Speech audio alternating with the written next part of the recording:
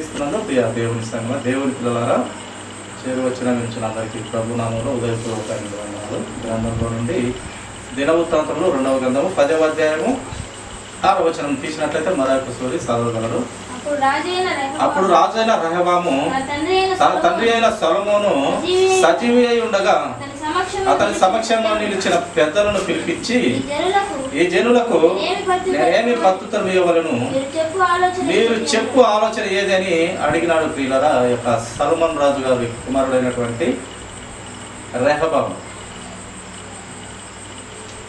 ఆయన ఏలినాడు చక్కగా సొలొమోను రాజు గారు. ఆయన కుమారుడు మళ్ళీ ఆ యొక్క రాజ్య పరిపాలన చేయుటకు కొంతమంది పెద్దలను పిలిపించి, ఈ యొక్క ప్రజలను ఏలుటకు మీ యొక్క ఆలోచన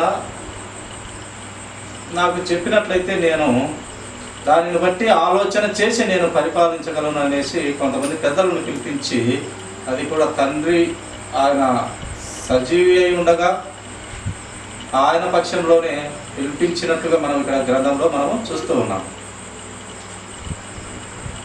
అదే 8వ వచనం కూడా అదే చదువుకుంటున్నాం.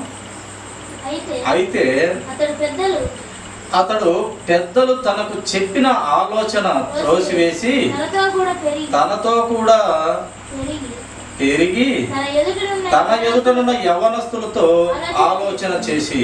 చూడండి, పెద్దలు అయితే ఆలోచన చెప్పినారు, కానీ ఇక్కడ ఉన్నటువంటి మాట, పెద్దలైతే ఆలోచన చెప్పినారు కానీ ఆయన పెడచెవిన పెట్టి ఆ పెద్ద మనుషులటువంటి ఆలోచనను పక్కన పెట్టేసి అతనితో కూడా జీవించినటువంటి అతనితో కూడా యవనస్తులైనటువంటి వారి ఆలోచన తీసుకొని ఆ యొక్క ప్రజలను ఏలుటకు లేక రాజ్యాన్ని పరిపాలించుటకు ఈ యొక్క యవనస్తులైనటువంటి ఆలోచన తీసుకొని అతడు ప్రజలకు ఏమి ఇవ్వాలనుకుంటున్నాడో మనము గ్రంథంలో మనం మరి యొక్క మాటలు మనం ధ్యానిస్తాము. 13వ వచనం చూడమాలైతే, రాజైన రెహబాము పెద్దల ఆలోచనను త్రోసివేసి యవ్వనస్తులు చెప్పినటువంటి ప్రకారము వారితో మాట్లాడి, ఈ యవనస్తులు చెప్పినటువంటి ప్రకారము ఆ యొక్క ప్రజలను ఉద్దేశించి ఆ ప్రజలను పరిపాలించుటకు మాట్లాడుతూ ఉన్నాడు. 14వ వచనం కూడా చదువుమా. వారికి కఠినమైన ప్రత్యుత్తరం ఇచ్చాను. కఠినంగా వ్యవహరిస్తూ వచ్చినారట. పిల్లల పెద్దలు ఇచ్చినటువంటి మంచి మాటలను పెడచెవిన పెట్టి పక్కన పెట్టేసి అతనితో కూడా యవనస్తులైన ఆ పిల్లలు చెప్పినటువంటి ఆలోచన తీసుకొని కఠినంగా వ్యవహరిస్తూ వచ్చినాడు ఇక్కడ రెహబాము. చదువు. ఎట్లనగా నా తండ్రి మీ కాడిని బరువు చేసెను, నేను దానిని మరింత బరువు చేయుదును. చూడండి, తండ్రి అయితే కాడినైతే బరువు చేసినాడంట. ఇక్కడ ఆ యొక్క రాజకుమారుడు నేను ఇంకా మరింత బరువు చేస్తాను అంటున్నాడు. ఇది ఎవరి ఆలోచన బట్టి చెప్తా ఉన్నాడు? ఈ యొక్క రాజు అయినటువంటి ఈయన ఈ యవనస్తులు ఇచ్చినటువంటి ఆలోచన ప్రకారము తండ్రి కన్నా ఎక్కువ బరువు మీ మీద పెడతాను అని ఇక్కడ రాయిస్తూ వచ్చినాడు దేవుడు.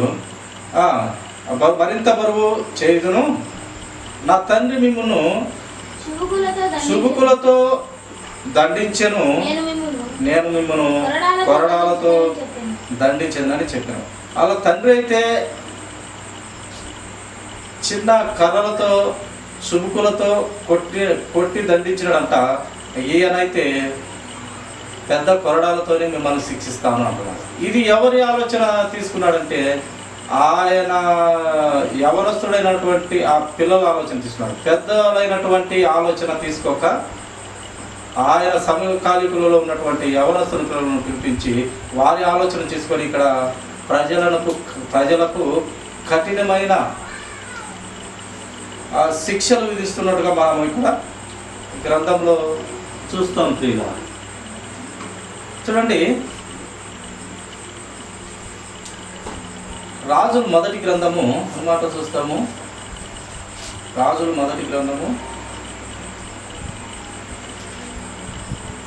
12వ అధ్యాయము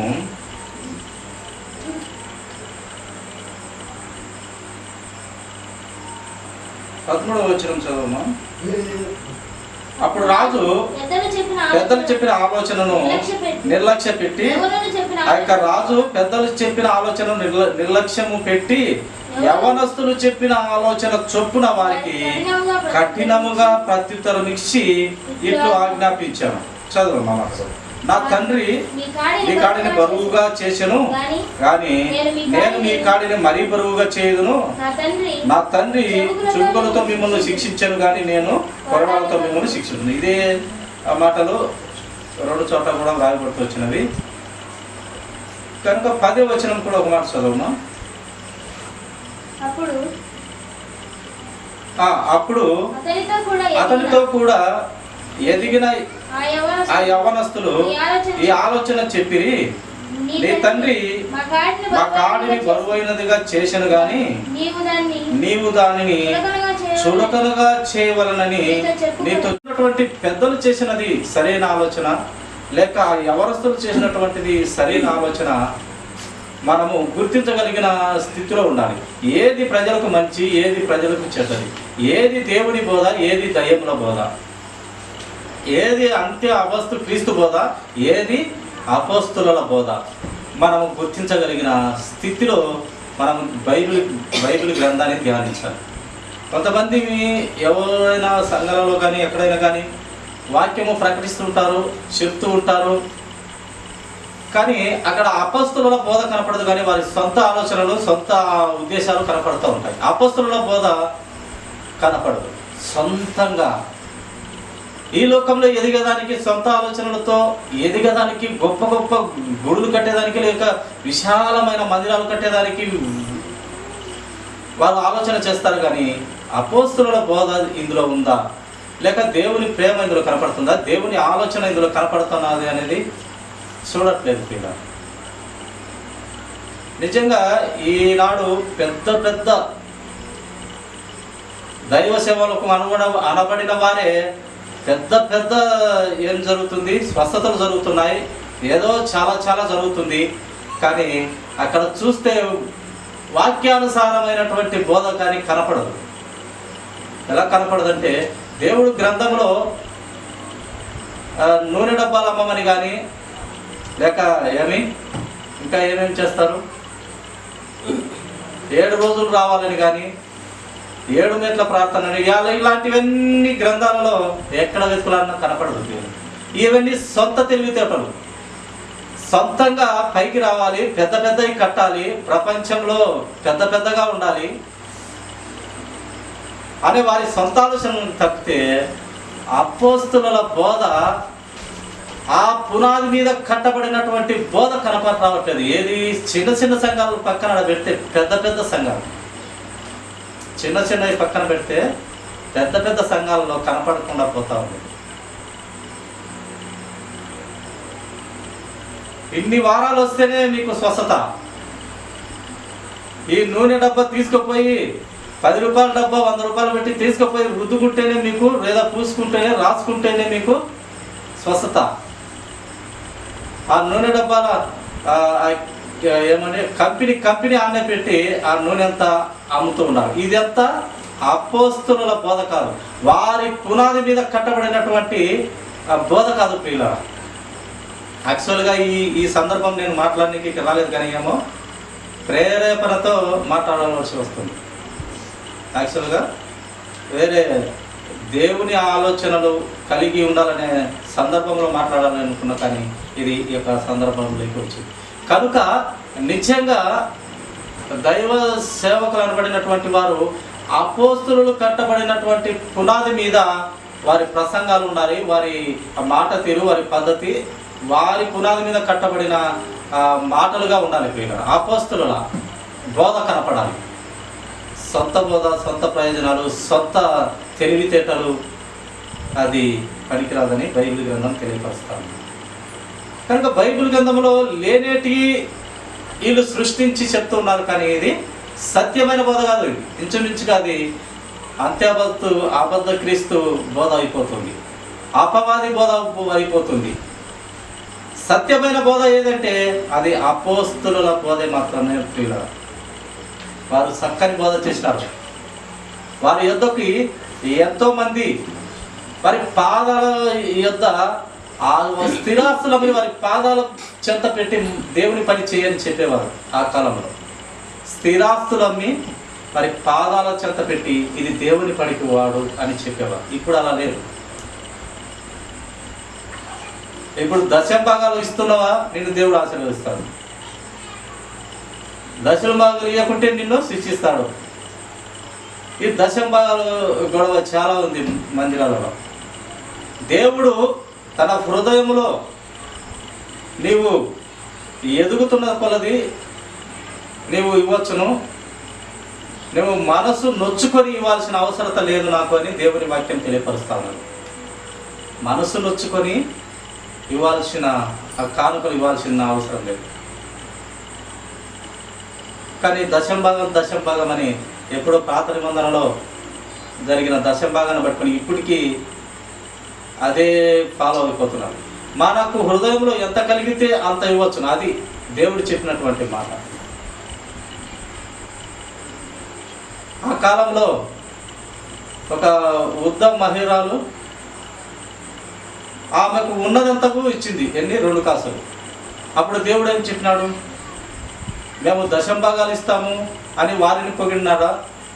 ఆమె దగ్గర ఉన్నటువంటి 2 కాసులు ఇచ్చిన ఆమెను పొగిడినాడా? ఆమె దగ్గర ఉన్నదంతా ఇచ్చినది, ఈమె అందరికంటే ఎక్కువ వేసింది అని చెప్పినాడు దేవుడు. కనుక నువ్వు ఎదుగుతున్న కొద్దీ నీ యొక్క హృదయంలో ఎంత అనుకుంటే అంత మనము మనస్ఫూర్తిగా ఇచ్చేది కానుక. కానీ దశంభాగాలు ముక్కు పెట్టి పిండి వసూలు చేసినట్టుగా ఇస్తే అది దేవుడు తీసుకోడు. కానీ చాలా సంఘాలలో ఈ యొక్క మందిరాలలో చాలా నేర్చుకోవాల్సిన బోధ ఉంది. అది ఏ బోధ అంటే అపోస్తుల బోధ. అపోస్తుల పునాది మీద కట్టబడిన సంఘము వాళ్ళు ఏ విధంగా అప్పుడు నడిచినారో ఆ నడిచిన బోధ మనకు ముఖ్యం. వారు ఆ బండ మీద కట్టినారు మంచి పునాది. ఆ పునాదిలో మనం కట్టబడాలని పౌలు గారు దేవుని వాక్యం మనకు తెలియపరుస్తూ వచ్చినారు. చూడండి, ఇక్కడ చాలా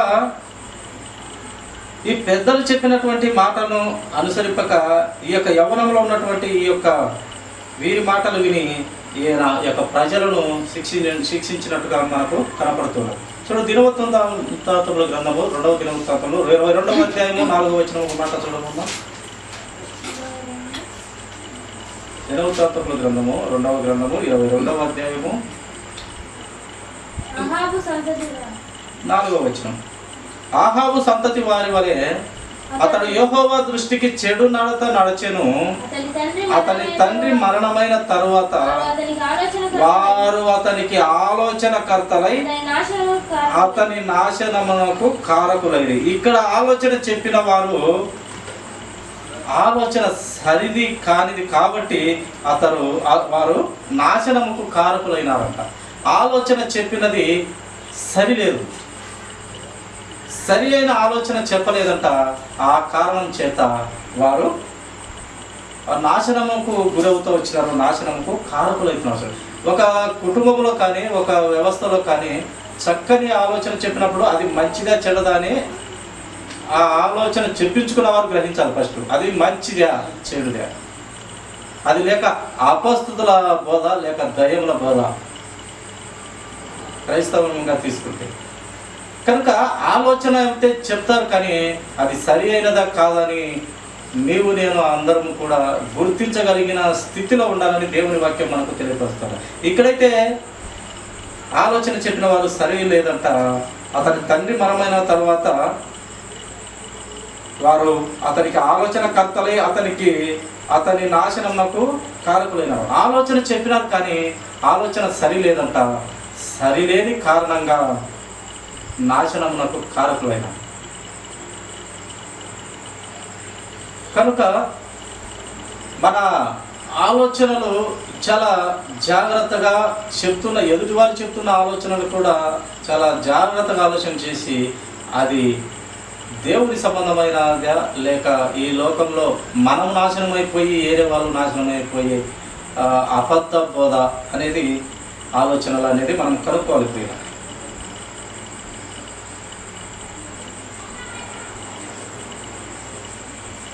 చూడండి మరొక ఆలోచన, దేవుని ఆలోచన చూస్తాము.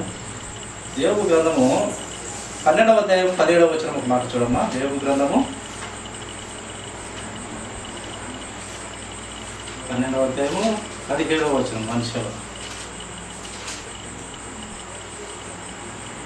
ఆలోచనకర్తలను వస్త్రహీనులుగా చేసి ఆయన వారిని తోడుకొని పోవును, న్యాయాధిపతులను అవివేకులుగా కనపరచును.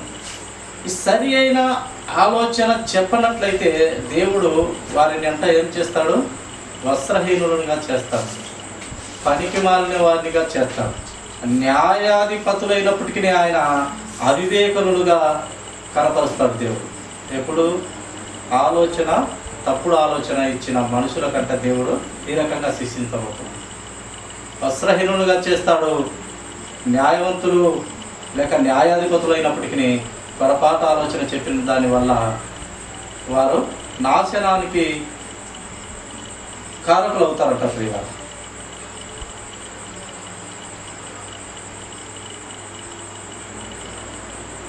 అలాగే చూడమ్మా, యోబు గ్రంథము 29వ అధ్యాయము, అదే యోబు గ్రంథము 29వ అధ్యాయము 21. మనుషులు నాకు చెవియొగ్గి నా కొరకు కాచుకొని నా ఆలోచన వినవలెనని మౌనంగా ఉండిరి. 23వ వచనం. 23 వర్షము కొరకు కనిపెట్టునట్లు వారు నా కొరకు కనిపెట్టుకొని కడవరి వాన కొరకైనట్లు వారు వెడల్పుగా నోరు తెరుచుకునేరు. యేసుక్రీస్తు వారి బోధ లేక అపోస్తుల వారి బోధ, వారి ఆ యొక్క బండ మీద కట్టబడినటువంటి సంఘముగా మనము చక్కని ఆలోచనల కొరకు మనము మొదటి వర్షము కొరకు రైతు కనిపెట్టుకొని ఉన్నట్లు, అలాగే కడవరి వర్షం కొరకు రైతు కనిపెట్టుకొని ఉన్నట్లు వారు వెడల్పుగా నోరు తెరుచుకొనిరి.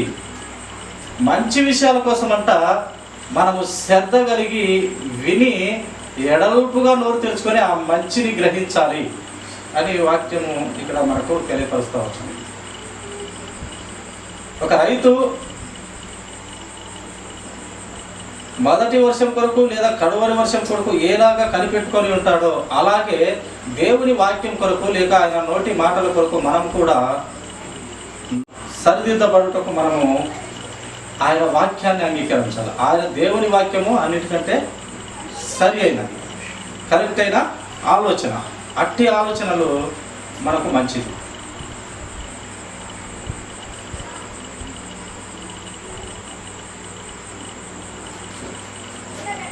సంఖ్యాకాండము 15వ అధ్యాయం 31 వచనం మాట మనం చూస్తాము.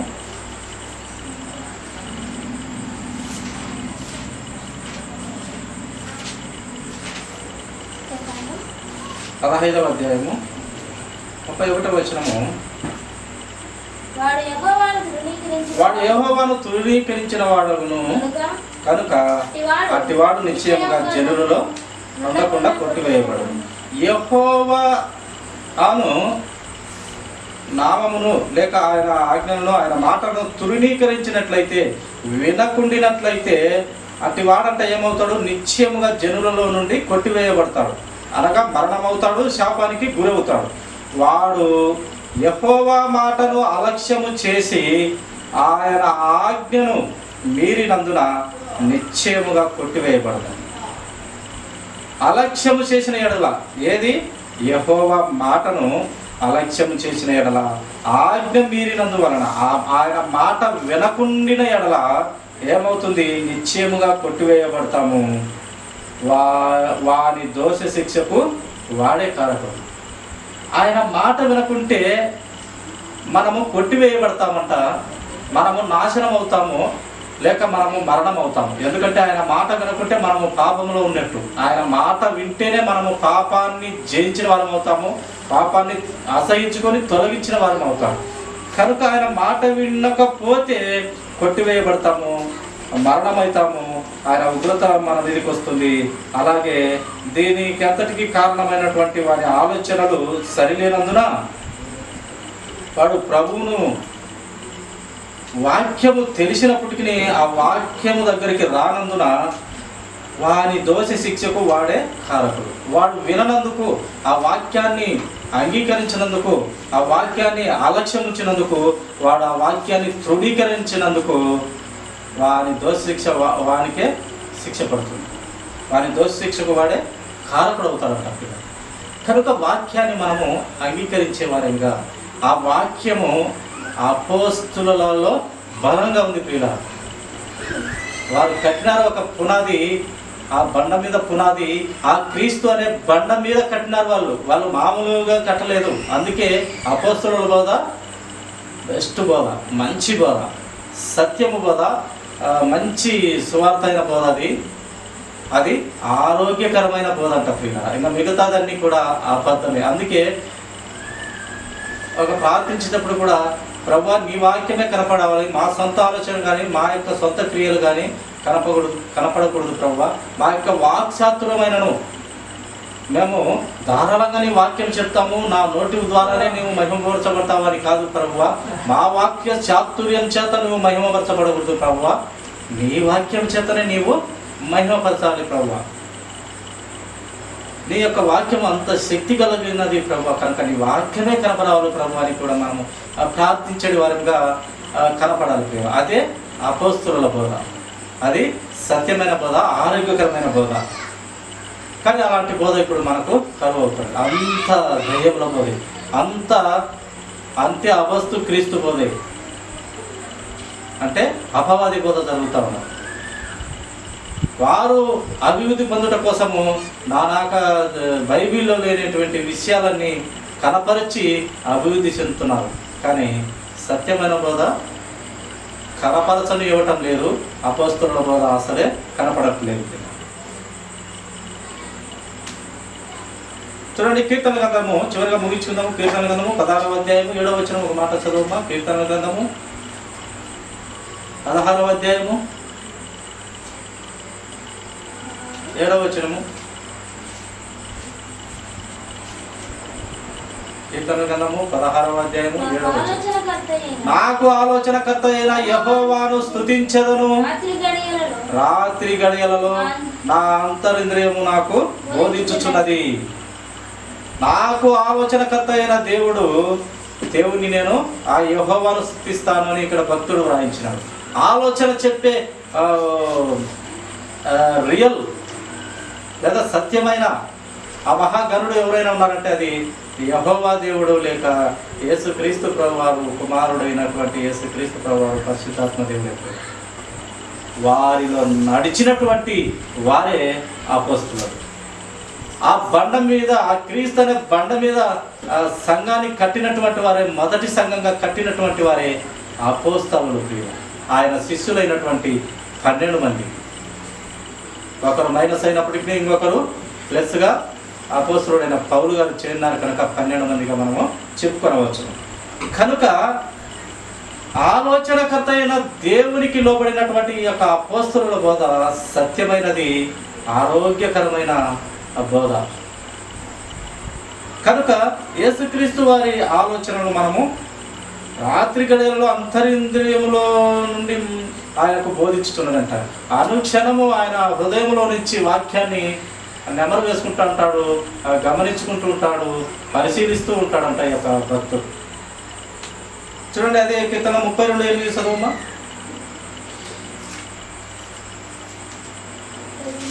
32వ అధ్యాయం 8వ వచనము. నీకు ఉపదేశము చేసేదను, నీవు నడవవలసిన మార్గమును నీకు బోధించేదను, నీ మీద దృష్టి ఇచ్చి నీకు ఆలోచన చెప్పేదనని ఎవరు చెప్తున్నాడు ఇక్కడ? తండ్రి అయిన దేవుడు లేక యేసుక్రీస్తు. వాళ్ళు ముగ్గురిని ఏ పేరెత్తుకున్నాను వాళ్ళు ముగ్గురిగా ఒకటైనటువంటి దేవుడు. మనం క్రీస్తుని అనుకోవచ్చు, లేక తండ్రి అయిన దేవుడిని అనుకోవచ్చు, లేక పరిశుద్ధాత్మ దేవుడిని అనుకోవచ్చు. ముగ్గురు కూడా ఒకటే కనుక ఈ ఎవరిని మనము అనుకున్నా పర్వాలేదు. ఆయన ఉపదేశము చేస్తాడు, నీవు నడవవలసిన మార్గములు మనకు బోధిస్తాడు, నీ మీద దృష్టి ఉంచి నీకు ఆలోచన చెప్తాడట. ఎప్పుడు అలా జరుగుతుంది? దేవుడు ఆయనలో నడిచినప్పుడు, ఆయనే నేనని బ్రతికినప్పుడు. అలా బ్రతికినటువంటి వారు అపోస్తలులైన ఆయన శిష్యులు, అలాగే ముఖ్యమైన ఆయన పనిలో విపరీతంగా వాడబడిన గొప్ప సాధనంగా వాడబడిన అపోస్తలుడైన పౌలు గారి జీవితము మనకు గొప్ప మాదిరి. ఎందుకంటే మీరు క్రీస్తును కాదు పోలి నడుచుకోవాల్సింది, నన్ను పోలి నడుచుకోండి, క్రీస్తును నడిచినట్టే అన్నాడు. ఎంత గొప్ప మాట, ఎంత శక్తి కలిగిన మాట అది. ఆ మాట రావాలంటే సామాన్యమైన పని కాదు. ఎంతో ఆయన చంపుకొని క్రీస్తును ధరించుకొని బ్రతుకుతున్నటువంటి గొప్ప జీవితంలో ఉంటే కానీ ఆ మాట రాదు ప్రియులారా. కనుక ఆయన ఉపదేశము మనకు తెలుపుతాడు. ఈ లోక సంబంధమైన మనుషులు ఉపదేశం తెలిపితే అది వ్యర్థమైపోతుంది, కానీ దేవుని ఉపదేశములు చాలా గొప్పవి. కనుక దేవుడు ఎన్నో ఉపదేశాలు, ఎన్నో నీతి కార్యాలు, ఎన్నో ఆజ్ఞలు, ఎన్నో ఆయన కట్టడలు, న్యాయ విధులు గ్రంథంలో పొందుపరిచినాడు. పొందుపరచడమే కాదు, పొందుపరిచిన ఆ వాక్యాన్ని ప్రభువు రక్తము చిందించిన రక్తంతో తడచబడి ప్రోక్షింపబడినది గ్రంథము, మామూలు గ్రంథం కాదు. యేసుక్రీస్తు వారి రక్తము గ్రంథాన్ని తడిపి వేసిందంట ప్రియుల, ప్రోక్షించింది. అందుకే ఈ యొక్క బైబిల్ గ్రంథం చాలా విలువ కలిగినది. ఇది చూడడానికి ఒక 66 పుస్తకాలుగా ఒకే గ్రంథంగా కనపడినప్పటికీ, 66 పుస్తకాలుగా ఒక గ్రంథంగా కనపడినప్పటికీ చాలా శక్తి కలిగినటువంటి పుస్తకము, చాలా ఎక్కువగా అమ్మడబోతున్నటువంటి పుస్తకము, చాలా దూషింపబడుతున్నటువంటి పుస్తకము. ఏదైనా అన్ని విధాలా ఏదైనా ఉందంటే అది ఒక బైబిల్ గ్రంథం. ఎక్కువగా దూషింపబడుతూనే ఉంది, ఎక్కువగా సేల్స్ అవుతూ ఉంది, ఎక్కువగా ప్రభువును అంగీకరించి ప్రభు బిడ్డలుగా మారుస్తూ ఉంది. దొంగలు సైతం, వ్యభిచారులు సైతం, పనికి మాలిన చెత్త జనము ఈ గ్రంథాన్ని పట్టుకొని బాగుపడినటువంటి వారు ఉన్నారు. కనుక అంత శక్తి కలిగినది. అంత శక్తి ఈ యొక్క గ్రంథానికి ఎలా వచ్చిందంటే ఆయన నోటి మాటలే, ఆయన వాక్యమే దేవుడు అయినాడు, దేవుడే వాక్యంగా ఉన్నాడు. ఆ సృష్టికర్త అయిన దేవుడు పరిశుద్ధుడు, ఆయన రక్తంతో తడచబడి ప్రోక్షింపబడినది కనుక అంత శక్తి కలిగింది. కనుక ఆయన ఉపదేశం చేస్తాడు, ఆయన నడవవలసిన మార్గములు చూపుతాడు, ఆయన బోధిస్తాడు, ఆయన దృష్టించి మనకు ఆలోచన చెప్తాడంట. కనుక ఈ లోక నాయకులను నమ్ముకోకూడదు కానీ, ఈ లోక రాజును నమ్ముకోకూడదు కానీ, ఇంకా ఎవరినైనా నమ్ముకోకూడదు కానీ, నీ తల్లిదండ్రుని ఎవరిని కూడా నమ్ముకోకూడదు కానీ, యేసుక్రీస్తు వారిని నమ్ముకుంటే, ఆయనలో బ్రతికితే, ఆయనను అంగీకరిస్తే నీ బ్రతుకు ధన్యము ధన్యము ధన్యము ధన్యుడు ధన్యుడు ధన్యురాలు. కనుక అంత శక్తి కలిగిన నామము యేసుక్రీస్తు నామం. కనుక అట్టిదైన నామంలో మనమందరం కూడా ఆయన పాదాల చెంత అనేకమైన జ్ఞాన సంపద ఉన్నది. ఆ సంపదలో మనము కూడా ఆయన పాదాల చెంత ప్రతిదినం కూడా కొన్ని మాటలు మనము నేర్చుకుంటూ మన బ్రతుకులో ఉండులాగున, ఆ వాక్య ప్రకారం బ్రతుకులాగున దేవుడు అట్టిదైన జ్ఞాన బుద్ధి వివేచన మనకు అందరికీ దేవుడు దయచేయదు కాక కొద్ది మాటలు దేవుడు దీవించిన కాక. తలలో వచ్చినట్లయితే చిన్న ప్రార్థన.